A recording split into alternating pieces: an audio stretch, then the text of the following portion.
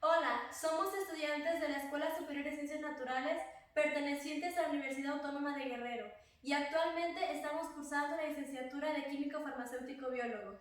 El tema sobre el que les vamos a hablar son las proteínas. Las proteínas son macromoléculas formadas por cadenas lineales de aminoácidos. Estos aminoácidos están unidos por enlaces peptídicos. Las proteínas son de suma importancia ya que el cuerpo las necesita para fortalecer y mantener los huesos, músculos y la piel.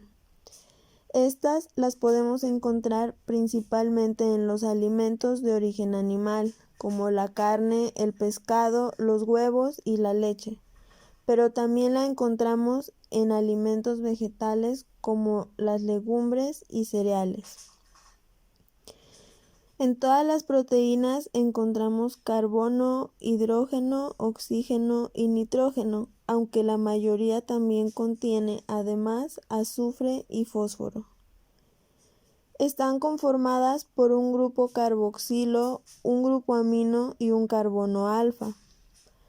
Las proteínas suponen aproximadamente la mitad del peso de los tejidos del organismo y están presentes en todas las células del cuerpo, además de participar en prácticamente todos los procesos biológicos que se producen. Cuentan con dos principales propiedades que permiten su existencia y el correcto desempeño de sus funciones, que son la estabilidad y la solubilidad que presentan. Las proteínas se pueden clasificar según su composición. En estas encontramos a las simples y a las conjugadas. Las simples por hidrólisis dan solo aminoácidos y las conjugadas por hidrólisis dan otros compuestos. Además de los aminoácidos, pueden ser glucoproteínas, lipoproteínas, nucleoproteínas, fosfoproteínas y metaloproteínas. Se clasifican también tomando en cuenta su forma tridimensional. Estas pueden ser fibrosas y globulares. Las fibrosas forman fibras largas y se utilizan en la naturaleza para formar materiales estructurales como músculos, tendones, uñas, cuernos y pezuñas. Y las globulares están enrolladas en formas compactas y casi esféricas, solubles en agua y se mueven dentro de las células. Algunos ejemplos son las enzimas y las hormonas. La última clasificación de las proteínas es de acuerdo a su función. Estas son las proteínas estructurales como la querastina, la elastina y el colágeno, de transporte como la hemoglobina, protectoras, hormonales y enzimáticas, que en las enzimáticas podemos encontrar a los catalizadores biológicos. En este apartado se hablará acerca de la estructura de las proteínas. La estructura de las proteínas reúne las propiedades de disposición en el espacio de las moléculas de proteínas que provienen de su secuencia de aminoácidos, las características físicas de su entorno y la presencia de compuestos simples o complejos que las estabilicen y conduzcan a un plegamiento específico. Las proteínas tienen múltiples niveles de estructura. La básica es la estructura primaria. La estructura primaria de una proteína es simplemente el orden de sus aminoácidos. La secuencia de la proteína se escribe numerando los aminoácidos desde el extremo N terminal hasta el extremo C terminal. Esta estructura constituye una secuencia de planos articulados que constituyen los enlaces peptídicos, que no pueden girar, y los átomos de carbono, nitrógeno y oxígeno que participan en ellos se sitúan en el mismo plano. Estructura secundaria. La estructura secundaria se trata de la disposición de la cadena polipeptídica en el espacio. Existe una conformación más estable que ninguna otra, que es la que se mantiene. Los tipos básicos de estructura secundaria son alfa-hélice. Esta consiste en un plegamiento en espiral de la cadena polipeptídica sobre sí misma. Se mantiene estable por medio de puentes de hidrógeno que entre los grupos NH y CO, si estos enlaces se rompen, la estructura secundaria se pierde. Lámina plegada. El plegamiento no origina una estructura helicoidal, sino una lámina plegada en zigzag. La estabilidad de esta estructura también se consigue mediante puentes de hidrógeno, pero en este caso son transversales. Hélice de colágeno. Esta se trata de una hélice más extendida, debido a la abundancia de determinados aminoácidos que no pueden formar puentes de hidrógeno. La estabilidad de esta estructura se debe a la asociación de tres hélices unidas mediante enlaces covalentes y enlaces débiles. Estructura terciaria. La estructura terciaria es la estructura plegada y completa en tres dimensiones de la cadena polipeptídica. A diferencia de la estructura secundaria, la estructura terciaria da la mayor parte de las proteínas, es específica de cada molécula. Además, determina su función. El plegamiento terciario no es inmediato. Primero se agrupan conjuntos de estructuras denominadas dominios, que luego se articulan para formar la estructura terciaria definitiva. Este plegamiento está facilitado por uniones determinadas, puentes disulfuro, que se establecen entre los átomos de azufre del aminoácido cisteína. Existen, sin embargo, dos tipos de estructuras terciarias básicas: las proteínas fibrosas y las proteínas globulares. Las proteínas fibrosas son insolubles en agua, como la alfa-queratina o el colágeno, y las proteínas globulares son solubles en agua. Estructura cuaternaria.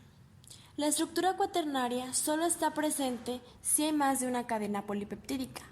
Con varias cadenas polipeptídicas, la estructura cuaternaria representa su interconexión y organización. Esta es la imagen de la hemoglobina, una proteína con 4 polipeptídicos, 2 alfaglobinas y 2 betaglobinas. En rojo se representa al grupo M. El grupo M es un complejo pegado a la proteína que contiene hierro y sirve para transportar oxígeno. Ahora bien, hablaremos del metabolismo de las proteínas. Casi todas las proteínas del organismo están en una constante dinámica de síntesis, entre el 1 y el 2% del total de proteínas, a partir de aminoácidos y de degradación a nuevos aminoácidos. Esta actividad ocasiona una pérdida diaria neta de nitrógeno en forma de urea, que corresponde a unos 35 a 55 gramos de proteína.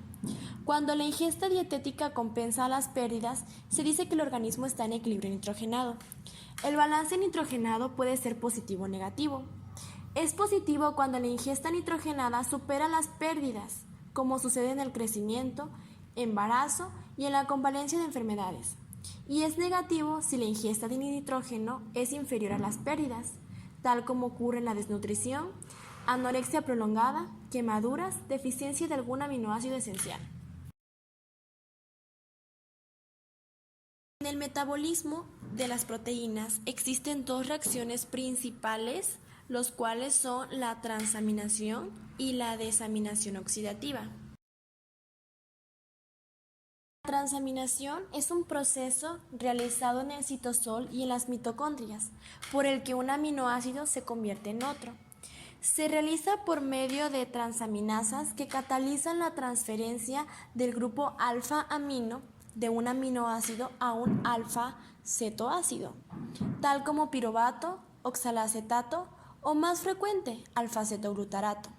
Consecuentemente, se forma un nuevo aminoácido y un nuevo cetoácido.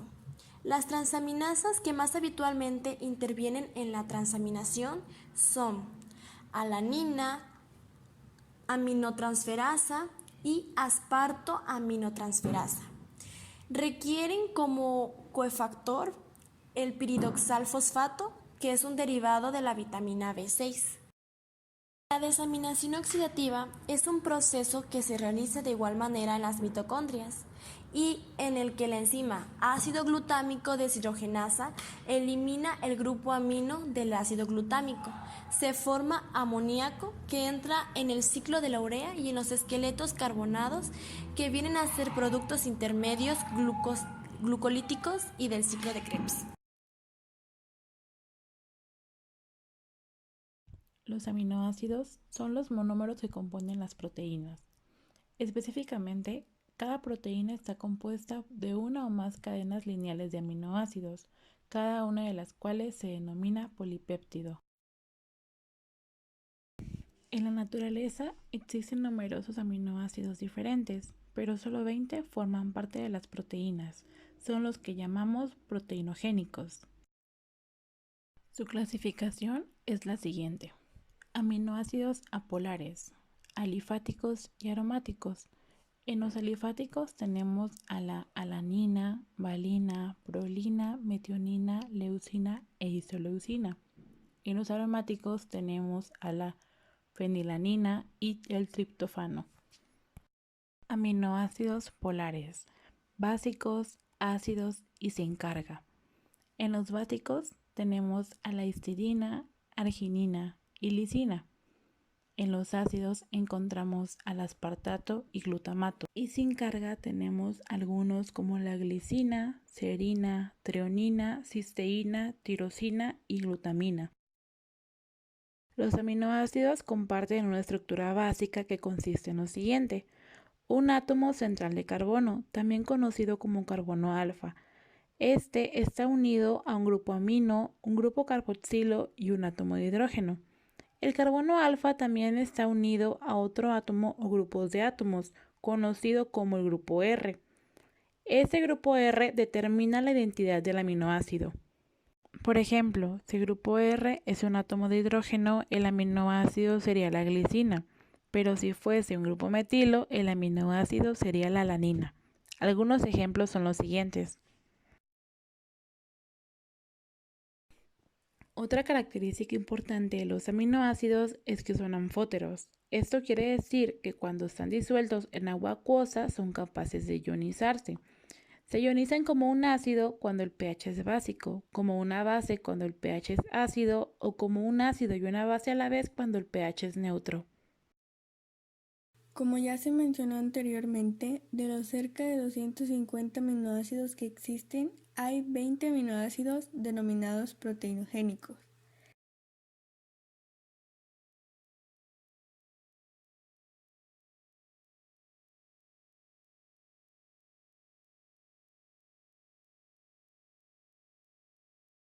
En este apartado les voy a hablar sobre la hidrólisis y para entenderla mejor les voy a explicar qué es. La hidrólisis es una reacción química entre una molécula de agua y una macromolécula, en este caso una proteína, en la cual la molécula de agua se va a dividir para formar aminoácidos. El agua se utiliza como un reactivo, por ejemplo, una proteasa, que es una enzima que rompe los enlaces peptídicos en las proteínas, utilizará una molécula de agua para romper el enlace entre dos aminoácidos de una proteína. Y, en conclusión, podemos decir que la hidrólisis es la fragmentación de una proteína a través de una molécula de agua para convertirse en un aminoácido. 1, 2, 3. Esperamos que esta información les haya sido útil. Si les gustó, por favor, no olviden darle like y compartirlo con sus amigos. ¡Gracias!